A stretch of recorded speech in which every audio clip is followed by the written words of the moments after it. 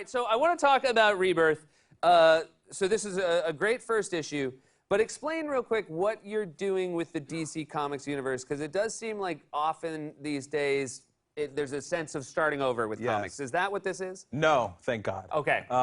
I think for all comics, like comics to me, like an apple a day keeps the doctor away. Comic books to me are that apple. I feel like superheroes they're junk food that's really good for you. Like people think they're just, they're just there for pop and awe, and they actually mean something. Like they're inspirational. And DC Comics, like in the DNA, it's all about hope and inspiration.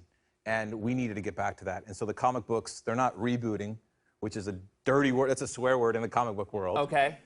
Because it means that everything you've ever read and bought doesn't exist anymore. Got it. But the relaunch is just approaching it with a new light and bringing every character that hasn't been around back.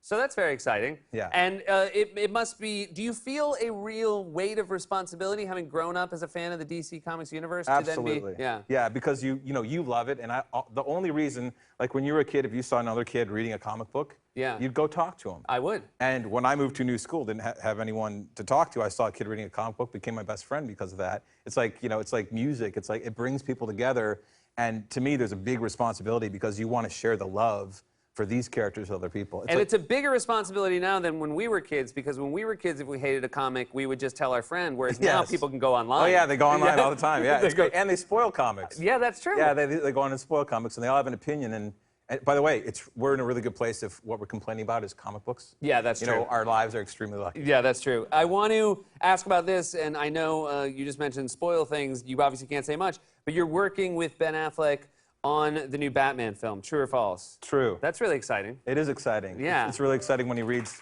Yeah. When he, he's amazing, but he's amazing at dialogue. And when he reads the dialogue, I just sit there going, wow, I'm talking to Batman. Yeah. So do you talk to him over the phone? How does it work? Yeah, I talk to him over the phone, go see him. So Batman calls you, basically? Yeah, Batman calls me, yeah. What's up, everybody? Welcome back to Comic Scholars. And if you guys don't know by now, DC Rebirth dropped today. Issue 1, right? It's special, so. Yeah. Very excited what I read. Jeff Johns, wow.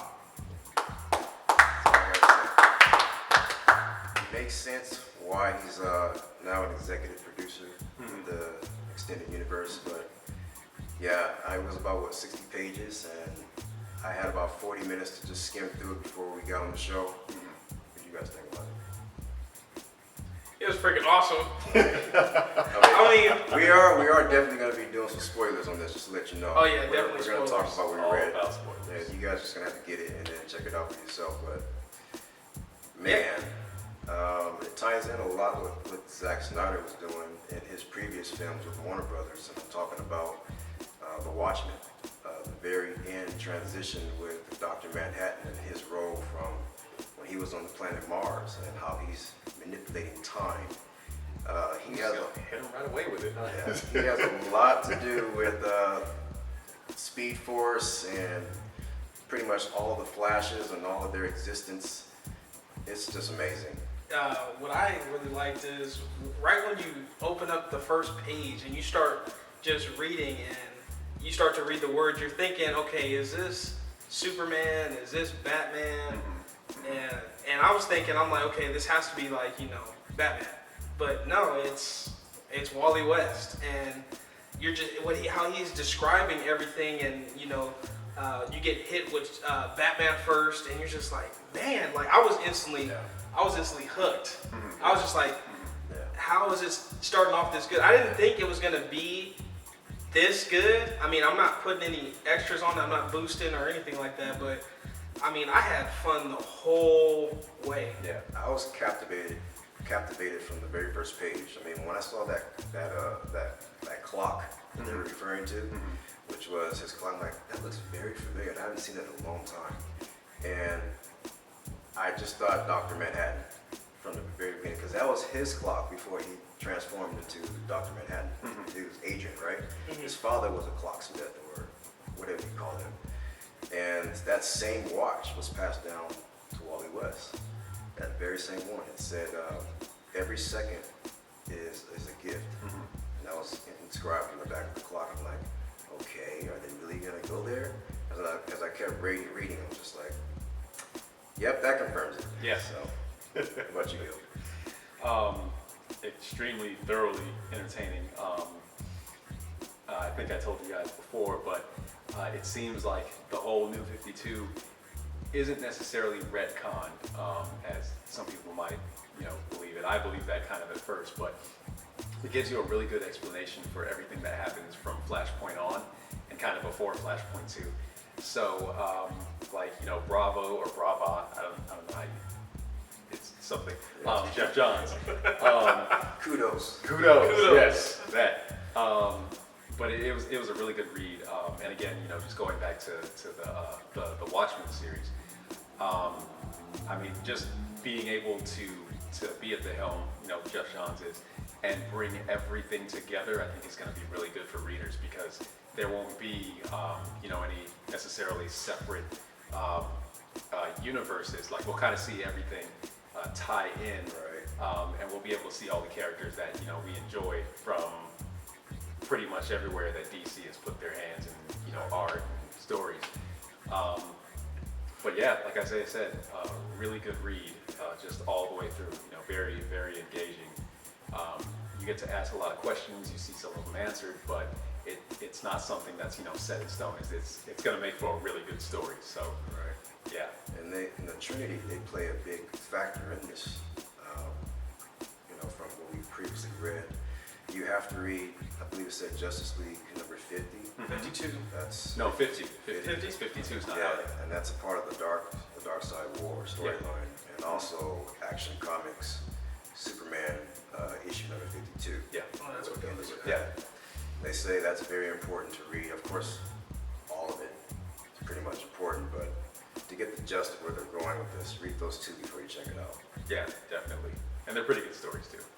So what I want to bring up right now is right when we crack open the comic, we see before Wally has interaction with Batman, he's looking on the screen and he sees he gets a call about Joker, but he's like, Alfred, what are you talking about? Joker is, he's on his way to Arkham, and he has 3 different pictures of Joker. Yeah, we have 3 different Jokers.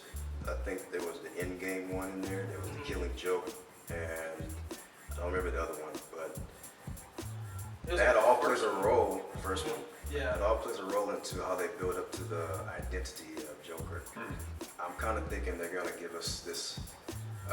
If you go back to remember when Batman was shot back in the time after Darkseid. Final Crisis. Yeah, when he shot Darkseid with that radon bullet, and he went through different timelines. They could be doing something like that for the Joker to give okay, he was there in this time, and he was there in this time, and I don't know. We have to just wait and see. Yeah, I think I remember them saying that, reading somewhere, that they were actually going to give the Joker a full backstory and identity. I like how it's still a mystery. I'm not too excited that we're finally going to figure out who this guy is, but Yeah, I don't think it has anything to do with the cinematic universe. It's just completely comics, and it'll stay that way, but I don't want to know who he is, really. Honestly, I don't. yeah. The mystery keeps you engaged, keeps you just involved. Exactly. See, the thing that I'm really enjoying with this first read, it's just the first read. How it's so intertwined in the DC universe, and it's pulling and it's touching everything, but at the same time it's still shallow. It keeps not only the young readers but the new readers. People I've talked to people earlier today who were talking about, man, I haven't read in 20 years, so I'm jumping back into it, and it's like I understand what's going on. So I really appreciate what Jeff Johns is doing with this. Yeah, it's pretty cool how they ended it too. You see Batman in his Batcave, and he's reaching into the crevice of the cave. And he Wait. pulls out- What did you think that was first when you saw it? When I saw that, I knew directly Watchmen. Okay.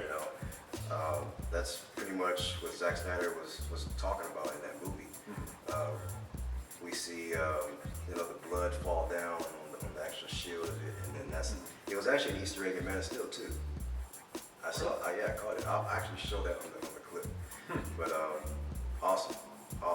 When I saw that, I was like, they're tying it all in together, guys. Yeah. And now I'm just that much more excited for what Jeff Johns and Ben Affleck is gonna do now.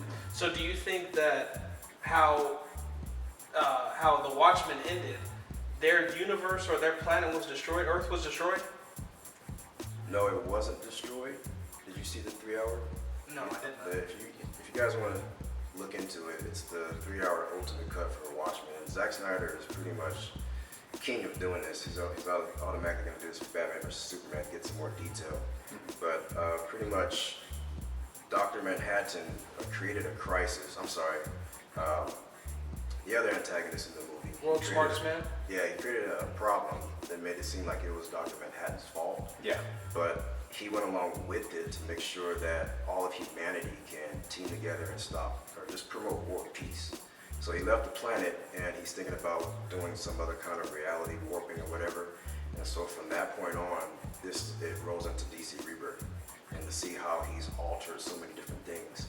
In this comic, we see Wally West talk about we've lost 10 years of time, and that's pretty much caused a lot of people to miss or have their memories erased. They can't remember certain things that have happened. And so it's just a race of trying to bring Wally West back into this continuity to try to figure out what is he talking about. I mean, I think you were talking about some of the Teen Titans, how that could have an effect on Wally West. Exactly. His disappearance, and how Barry was trying to figure out exactly what happened to Wally. I have to go back and read that one. I didn't check it out. One of my favorite parts in the comic, you just feel so much emotion and like it was pulling on your heartstrings. Wally is about to die. Yeah. His existence is about to be used for the next speedster, and you're just like, dang, like is this dude really about to like go? And then Barry is just like, and just rips him out of the Speed Force, and he's just like, what the heck? I was just like, yes! Come on, there you go. Yeah, very elegant. Yeah, he was trying to get Linda to do that, right? Yeah. She's just looking at him like, I don't know you. What is this? Every page was just amazing. It was good writing. There was no lazy writing at all. Yeah. All right, guys. So let's go over pretty much how we roll into the DC Rebirth from the ending of Darkseid War. So we got to get into Marina Black. Where did she come from? Who's this baby? How does Mobius, the Anti-Monitor, how does he die? And supposedly Wonder Woman has a brother. So what's this all about? You want to start us off? No, I think you should do it. You're far more knowledgeable on this topic. Thank you. Well, Marina Black, if you guys don't know, Marina Black is one of the Amazonian sisters who hooks up with Darkseid, and she has Grail. And as we can see in Rebirth, Grail is no joke. I mean, in Darkseid War 1, she like boom tubes through the Flash's mouth, and like it's either the Flash or Shazam, and she starts putting work on everybody in the Justice League. Yeah, it was Flash, yeah. And then so from there, there's this Darkseid annual, which I recommend you guys read if you guys want some more info on Grail and her mom. But long story short, how Grail came about is Marina Black was on Paradise Island, and she was getting ready to have her baby, and she was getting ready to have Grail, and she was running from the Amazonians. And so she had the baby, she had Grail, and she ventured onto Hypothela? Themyscira. Yeah, Themyscira. Themyscira. And the Wonder Woman's mom. Hippolyta. Hippolyta? Mm-hmm. And so, so she was getting born, Wonder Woman was getting born, and Marina Black, she sees something that she's not supposed to see. And from when you're first reading it, you're thinking, okay, so it's just Princess Diana, it's a royal birth, they don't want anybody around. Come to find out, Wonder Woman has a twin brother. And we haven't seen him yet. At first, we thought it was Steve Trevor, and which would be weird. Yeah, which would be weird. She has a love interest with him, right? Right. Exactly. Right. So, I mean, it's just a whole bunch of stuff going on. And Grail, she's got Power Woman, is it Power Woman? Yeah, it's Power Woman from Power Woman's child. I mean, from Earth 2, right? yeah, from Earth 2. So it's crazy. Yeah. So Grail gets Steve Trevor, and she's about to give him some type of sorcery or some power, and she's about to kiss him. But Grail's mother, Marina Black, comes out of nowhere and says, "Grail, you can't do that. He's not the first man, that's been on Themyscira, And so she proceeds to kiss him anyway, and he has like this apocalyptic power, kills Mobius, and it's just crazy. And you're scratching your head. You're like, okay, who was the first man on Themyscira? And so and then you're like, oh wait, Wonder Woman has a twin brother. That's what Marina Black seen. So it's a lot of stuff. Yeah. And I think the important thing to remember is that when Grail performs the ceremony, the whole idea of Grail performing the ceremony and giving the power to whatever male this is, in this case Steve Trevor, is that whoever has this power as the first man to be on Themyscira will either save the world or destroy it. So she gave this power that's supposed to go to Diana's brother, whom we haven't seen yet, to Steve Trevor. So what's going to happen? Now let me ask you this: isn't she supposed to be shaped from clay? Or in the new? You know Well, there's two theories on her origin. Either she's a child of Zeus, or she's formed from clay on the beaches of the sand of Themyscira. And is that how Amazonian women are just shaped? That was just her. Yeah, I think the way it was supposed to go, or the way I've heard it told, is that Hippolyta actually shaped her from clay, so that's why she's her daughter. And then you have other versions where she was actually born into the world. So I think it's interesting though, because you saying that brings up a very interesting connection. You look at the origin of creation, and man is created and then woman is created. But here we have both man and woman created at the same time. So do you think that going forward we'll see that same origin story used, where they're both created from the same clay, or maybe they're created from one clay and that clay splits and we get a boy and a girl? Well, the thing that catches my attention is in the new 52, now Rebirth, I believe that her father is Zeus, because she is the god of war now. So the thing that really sticks out, the male's birth is forbidden. I mean, there is no male Amazonians. So it's just like, okay, how do Amazonians come about? Are they shaped always through clay, and then this time, Zeus just came down and slept with, the queen? It's a great question. Great question. I mean, you don't see any more women after this point. When you find, when Rita's running away and like, get back here, you got some information, or you saw something you weren't supposed to see. Exactly. So, I guess from that point on, there isn't going to be any more men or created if they are formed from clay, or be born into this world. So we just have to see where Jeff Johns takes this story. I mean, very interesting. I mean, until now, I did not know that there's a man on Themyscira. Exactly. So very interesting. So could Wonder Woman's brother be stronger than Superman? Most definitely. I mean, look at who he took out, just like that. We haven't seen him though. Well, the power was given to Steve Trevor, right? I mean, that same knowledge of power is still on their side. Possibly. Right. Now, what happened to, I probably know it, but I'm just not thinking of it right now, Lex Luthor when he became Darkseid. Did he die? Yeah, Mobius came out of nowhere And killed him. him, I believe. I couldn't tell you. Yeah. I'm not sure, though. I think they were battling it out, but Steve Trevor actually stepped in. Mobius killed Lex Luthor, or I think he killed him, and then Steve Trevor comes out of nowhere and blasts Mobius, and Mobius is gone right now. Right. So what happens to the rest of the crime syndicate? I know that Ultraman, he's dead by the hands of Mobius. But the rest of the members, I mean, what happens to the Grid, who's basically Cyborg, right?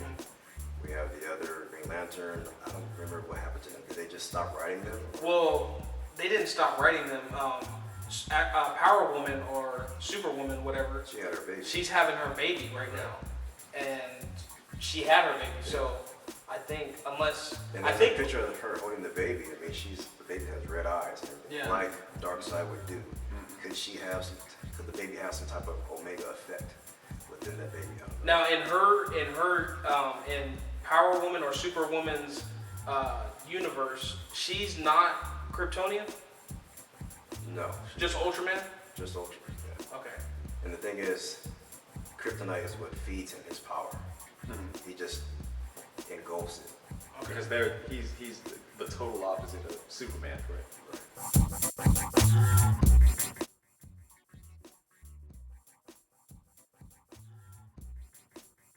Okay, so Superman 52, not Action Comics 52, but Superman 52. There's one panel where Superman, spoilers, dies, and he dies by his body pretty much incinerating itself. He creates a pretty small scale explosion, which gives off 4 arcs of whatever kind of energy. The arcs go in 4 different directions. 2 of them go off panel, but the other 2 seem to hit Lois Lane and Lana Lang, I think is her name. So, I mean, what's that about? I'm thinking that they may, have been impregnated with more Superman, and we're going to see, an introduction of, some more half Kryptonian, half human characters. But that could also be an entry point for, say, Watchmen characters. Right. So I don't know. What do you guys think? Very possible. Very possible. I'm gonna have to go back and read that and look at that panel. Yeah. Did you guys notice? Obviously, you noticed, but the old guy. Who do you guys think the old guy is when he's in the rest home or the asylum, whatever you want to call it? Old guy. He's seeing stuff. He's trying to break out. Yeah, I don't have much to say on him. When I first looked at it, I thought it was an older Steve Trevor. There are clues. There are clues. He was definitely around during World War II. He has a grandson, and his grandson is the only one who believes him about something that happened back then. So I guess the real question, what we would need to do is figure out what happened in the canon during World War II, and then kind of go from there.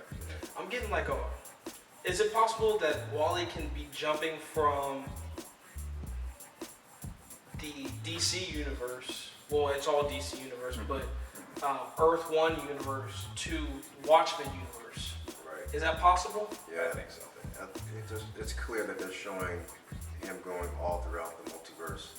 I mean, remember that scene on the panel where Wally West is falling and he's saying that he's eventually going to become, his body is going to start to give power into Speed first to give all the other speedsters their power.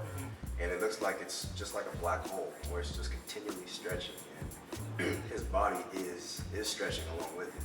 So yeah, of course he's going through different times. So he goes to meet his love Linda, and then this old guy, and Barry Allen. So he's going all over the place. We saw that with Barry Allen.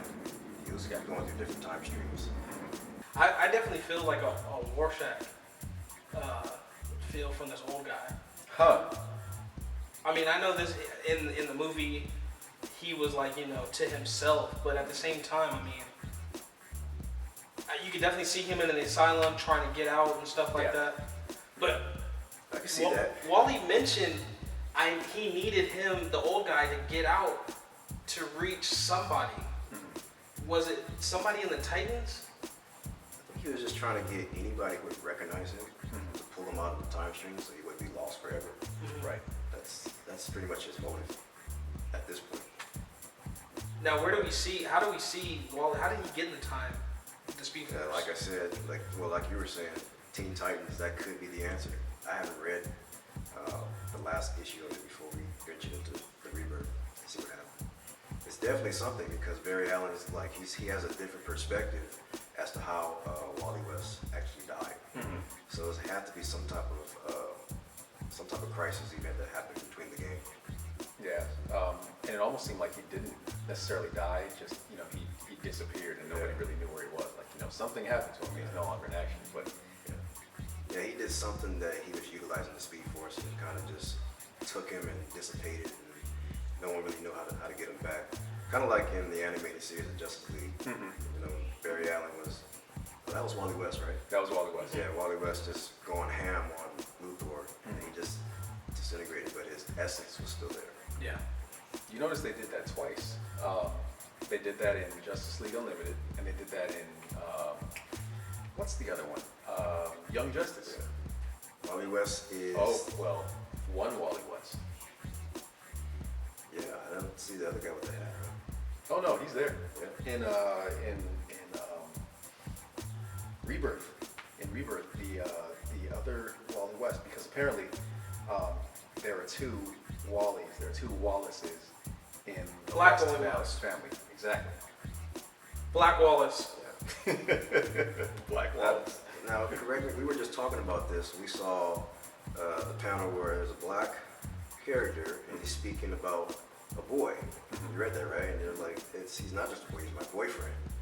And Isaiah was saying, hey, isn't that Victor Stone? And I'm thinking, no, that was the Black Wally West. Because the next panel, he's just zipping through the city. And he's like, yes, I got this power. I'm like, was that the Black Wally West who was going that route? As far as his sexual personification? I don't remember seeing that. I may have just read past it. Yeah. Because I didn't Go really back and read check that. that out, you guys. Let us know in the comments, because I think that was what DC was trying to do. So, Trying to push that hidden agenda. it's always there. Yeah, if that's what they're going for, they're probably going for being able to say, we have the first black male gay superhero on the market. Right. We know Marvel did it with Iceman. Yeah. The X-Men. Most people weren't too excited about that, but I feel like you need to just keep it with the origin. Yeah, and it was. I think that's more of the reason than anything else is because you had the original X-Men and the X-Men who had grown up, meeting the X-Men from the past, and you find out, well, the Iceman that I knew all this time is now changed for diversity reasons, instead of say creating a new character for diversity reasons.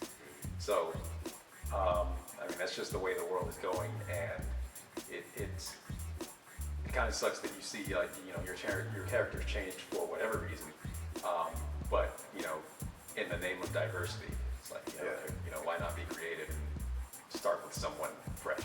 Yeah. If you're gonna do that. Yeah, that makes sense. I mean, we're in the times where equality is very important amongst all now. And misunderstood. And pushed. So comics now have to go that route, I guess, to make their sales. It's unfortunate, but we'll see. Engage readers. All right, so that's going to be it for our DC Rebirth review and reaction to it. Please go pick up the book. Like we said, Justice League 50 for the Dark Side Wars. It's very important that you read, and also Superman issue 52 of Action Comics. All right, we'll see you guys next time.